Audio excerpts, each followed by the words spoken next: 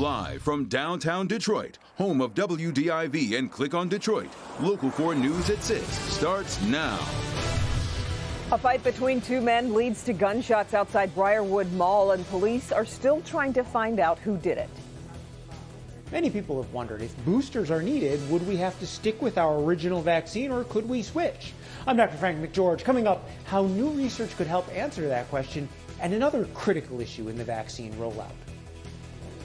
Also, adults escape a burning home but appear to have left out crucial information about who and what was still inside. Topping our news tonight at 6, if your house was on fire and your child was inside, you would tell firefighters the moment they arrived. A fire on Detroit's east side, April 5th, is under investigation because adults who got out never told firefighters that a baby was in the home. Local 4 Defender Sean Lay digging into what happened and the dramatic rescue that did save a young life. Sean. Devin, Kimberly, this is absolutely shocking. The defenders, we have been reviewing fire department reports on this awful case. One report reading that the home was full of poisonous smoke and burning accelerants. 4 people got out, all adults. Not one of them told firefighters that there was a baby inside that home. This is a photo of Detroit firefighter LaVon Williams holding an 18-month-old baby girl. Williams saving the baby from what would have been a horrible death. The baby was in this home that was on fire on Riad on the city's east side, found under blankets in her crib. A shocking surprise. Firefighters say the baby's adopted mother and other adults who got out never told firefighters a baby was in the house. The baby's room full of black smoke. Firefighter Williams noticed movement in a crib. I'm a father. I have a 3-year-old. It just stunned me. I couldn't believe it, honestly. And I just grabbed her. I kind of felt like a father at that moment and just grabbed the baby and ran as quickly as I can to get her away from the smoke. She was struggling to breathe. And when I got outside the house, I saw Chief. I said, "Hey, Chief, I got a baby." That chief is Battalion Chief Mike Nevin. He was with the mom outside and asked her over and over if anyone else was in the home. We asked, "Is everyone out?"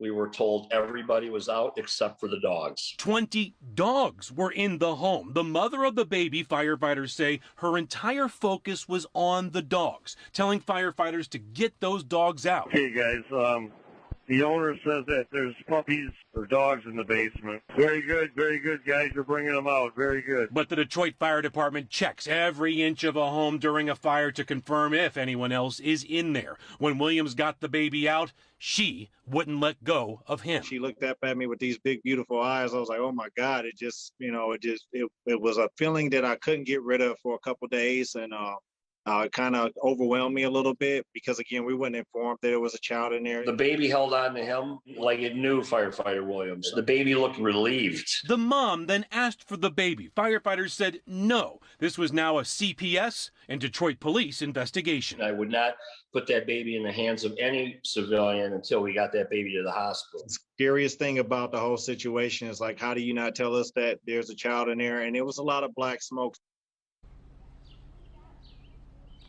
Great save by Detroit firefighters, but in other reports there is more. One report indicating, quote, the baby showed signs of abuse when examined by firefighters and EMS at the scene. It's important to point out, no one's been charged here, but Detroit police are investigating. Arson is investigating. CPS is investigating.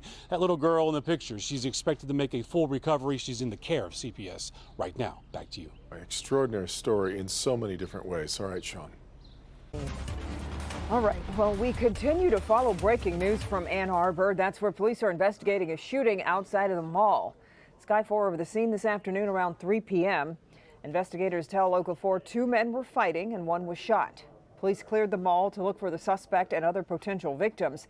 They're still searching for the shooter. We do not know what the fight was about, but we're told this was not random. Police tell us the person who was shot was not seriously hurt. The mall remains closed. Police are asking people to avoid the area. Let's get now to the latest on the coronavirus. The state's health department extending the current epidemic order through May 24th. It also expanded mask requirements to include children ages 2 to 4 years old. Indoor dining capacity remains limited to 50% or 100 people with certain restrictions. And only 15 people are allowed at indoor gatherings, and face masks should be worn unless eating or drinking. Meanwhile, the state reports 8,000 955 new cases over the last 24 hours, second highest single-day total since the start of the pandemic. Sadly, we've lost 40 more Michiganders to the virus, reported over the last day as well. Now, we've heard from the beginning that the COVID-19 vaccines are not mix and match, that you need to get both doses from the same vaccine maker. But tonight, a study is underway in the UK to see if that might be possible or even preferable. Our Dr. Frank McGeorge is here to explain why it's so critical to answer this very question. The reason the vaccines are not mix and match is because they weren't studied that way, so we don't know if they would still produce the same high efficacy and safety. But there are good reasons to find out if they could be used interchangeably, at least for the initial 2 doses and even for boosters down the road. And then you're done. Oxford University researchers are conducting the clinical trial that began by looking at the immune responses of trial participants given first the AstraZeneca vaccine, then the Pfizer shot, or the other way around. The trial is now expanding to include the Moderna and Novavax vaccines too. If it was possible, mixing and matching could help ease vaccine supply shortages and speed up vaccination programs. Vaccine supply may not be as regular. You may get a big delivery of one vaccine, and then a few months later, a big delivery of another vaccine. You're not going to be able to control the supply in the first and second doses as well, perhaps, as some other countries.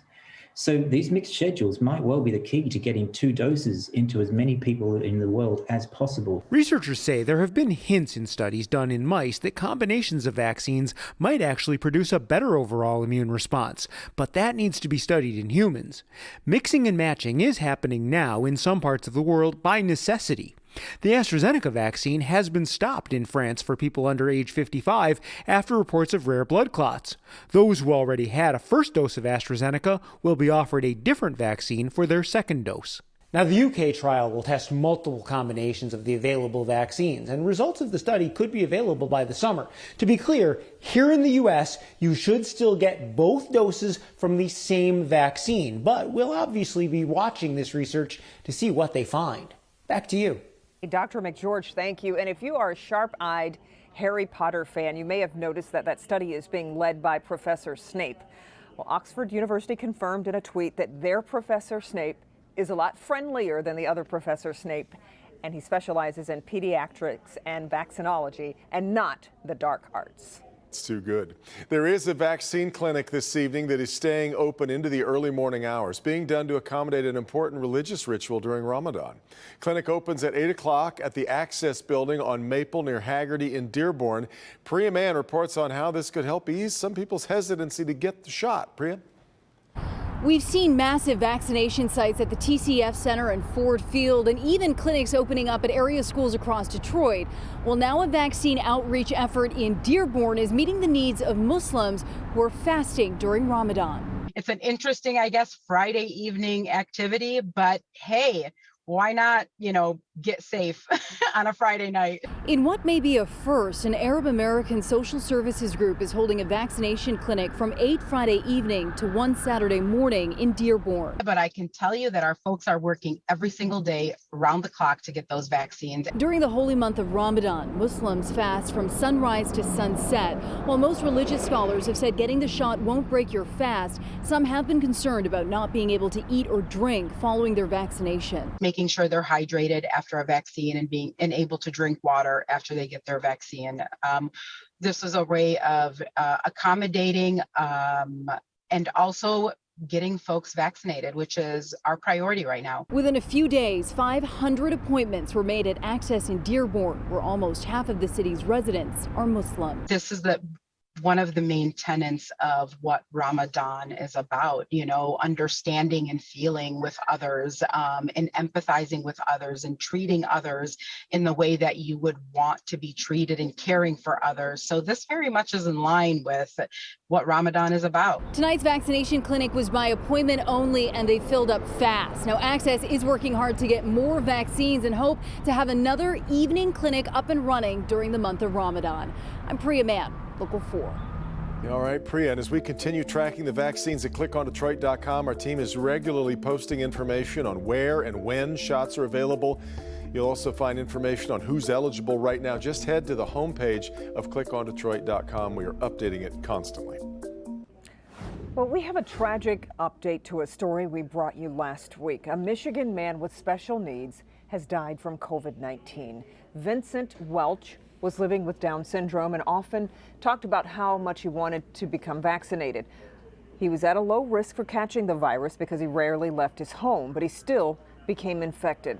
His mother says she believes she caught the virus working as a Walmart greeter in Sandusky and Sanilac County. Vincent was put on a ventilator last week. We're told he died today from complications of COVID-19 at the age of 35. Just heartbreaking. FedEx says the man who killed 8 people at an Indianapolis facility was a former employee. He's been identified now as 19-year-old Brandon Scott Hole. Police say he started randomly firing in the parking lot of the FedEx late last night, then moved inside. 8 people were killed, 5 more taken to the hospital. Then the shooter turned the gun on himself. The FBI says they had questioned Hole last year when his mother called police to say her son might commit suicide by cop, but they say they found no crime. The latest on the investigation is coming up here just ahead, about 20 minutes from now at 6:30 on NBC Nightly News with Lester Holt. A state representative is formally charged in connection to a crash on I-96 in Livingston County last week. Inkster lawmaker Jewel Jones was arrested April 6th after the crash near Fowlerville. Prosecutors say Jones had a blood alcohol content more than twice the legal limit. Today, Jones was arraigned virtually on several charges, including resisting and obstructing police, reckless driving, and drunk driving. Bond is set at $15,000. A disagreement inside a local business leads to a customer stabbing another.